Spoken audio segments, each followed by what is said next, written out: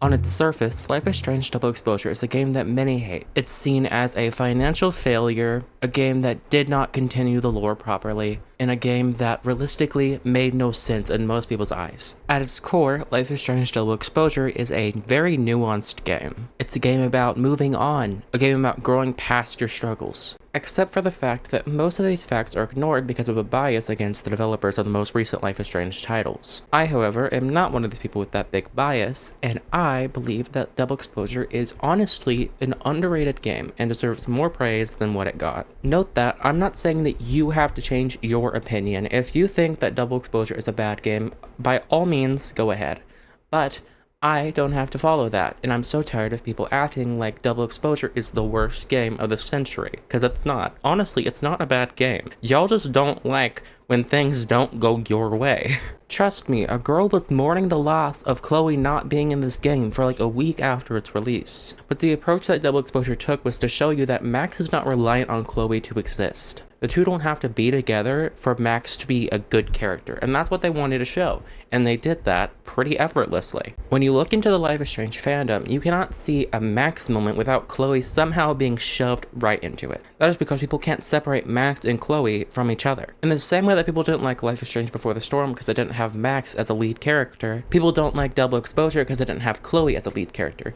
That's because people inherently have this bias where they want the two to be together at all times, or they consider the game to be bad. Along with the developers of Double Exposure wanting to show that Max is not reliant on Chloe to exist, they also did not include Chloe in the game because it would be a hard task to make the game work with having Chloe in it and not at the same time. The developers would probably have to make two different games to fit both timelines. While this is good in idea, it's not practical and would be hard as fuck to work with.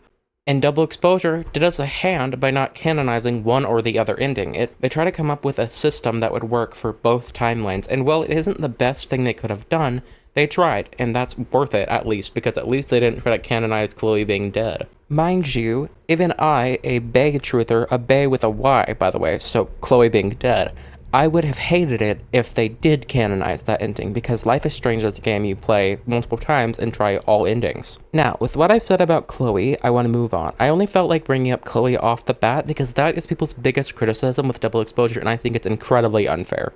Now, I'm going to bring up things that I don't like about Double Exposure first, because I think that it's also important to criticize things when they are bad. So, I'm going to make a list of things I do not like and briefly describe why I do not like them. Note that this list will be short because I did mostly like most of this game. Number 1. This game is incredibly unoptimized. I, someone who can run true colors at max graphics, I'm talking cinematic quality, at least like 50 FPS. And you know what? That's great because I play on a gaming laptop. That is great optimization right there. You know what the problem is? I can't run Double Exposure at a solid frame rate on the lowest graphics settings, and there's a 4-year graphics difference. Like, it's not a major jump. So what the fuck? Trying to play the game for the first time was incredibly insufferable. The way True Colors worked is if you played on low graphics, the game still looked presentable. Double Exposure does not work that way either. The way the low graphics look is like bare bones. It looks like mid-development screenshots. And somehow, even with that, I was not running a solid frame rate, and that really pisses me off. The game struggles to reach a solid 60 FPS on console. Double Exposure is no The Last of Us, and The Last of Us even runs 60 FPS on PS5 if you play in performance mode, which still looks fucking amazing. The way I tried to play Double Exposure on my dad's Xbox, and it ran like 25 frames per second. What? What did y'all do to this game? The second thing I hate about Double Exposure is the fact that the characters aren't that great. Note that this excludes the main cast, because the main cast I found to be very likable and very interesting, and they all had pretty interesting backgrounds too. What I mean about the badly written characters is all the background characters, which is not common with Life is Strange games, as most of the time every background character had a good backstory. Except in Double Exposure, we don't learn backstories, we don't learn much about these characters except for their main trope. Like Loretta being a podcaster, and that becomes her entire personality the entire game. Or Diamond, her only personality trait was wanting to be the leader of Abraxas. These characters don't have true stories because they didn't bother to write them, which I found makes a lot of the background cast extremely unlikable and just one-dimensional. Honestly, that was pretty much it for what I don't like about Double Exposure, and now we're going to move on to things that I'm mixed about. The first thing I'm mixed about is the writing of Safi. Safi is honestly one of my favorite characters from the entire series, but I found the way they wrote her story in Double Exposure to be very, weird. She's a very likable character on the surface. Her background story is honestly, I can sympathize with it and I relate to it in a bit, but her arc of her becoming this kind of, villain, power-hungry character at the end doesn't work with her character. In fact, there's no subtlety to this. It just kind of happens, and it's just presented at our face, and we have to accept it. Nevertheless, though, I'm still sticking with my girl Safi. That is bae. Honestly, in my humble opinion, Safi and Max is a better duo than Chloe and Max, and I will die on that hill. By the way, that is an opinion that you don't have to have. If you dislike that opinion, don't attack me for it, please. Now, moving on to things I absolutely loved about Double Exposure, and this list is going to be long. Number 1, the set design of Double Exposure is fucking beautiful. I'm so happy they decided to bring back the small town vibe that they always have, and I think that making the setting the way they did is absolutely perfect to make this feel believable.